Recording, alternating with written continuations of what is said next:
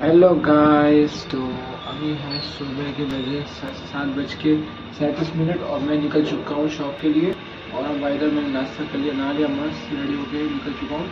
ये लिफ्ट ऐसे आ रही है। और ओके गाइस, तो अब मैं मिलता हूँ सबको। हेलो, तो मैं गोडाउन में आया था सामान लेने। ये सामान तो ले लूँगा, लेकिन गोडाउन की हालत देख के दिमाग खराब हो गया है। ये देखो, मतलब कुछ भी, कितने सारे बंदे होके घोड़ा साफ नहीं देख पा रहे हम। क्या कर सकते हैं भाई, कोई ध्यान ही नहीं देता। मैं अकेला क्या क्या देखूंगा।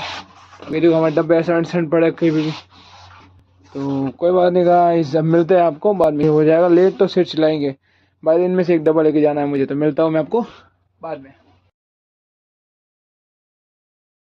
हेलो गाइस, तो अब मैं घर पे आ चुका हूँ। घर के नीचे बालकनी में पार्किंग में खड़ा हूँ। और अब मैं जाऊँगा ऊपर, और ऊपर जाकर खाना खाना, और खाना खाते हुए सोने के लिए। ओके गाइस, मिलता हूँ मैं सबको बाद में।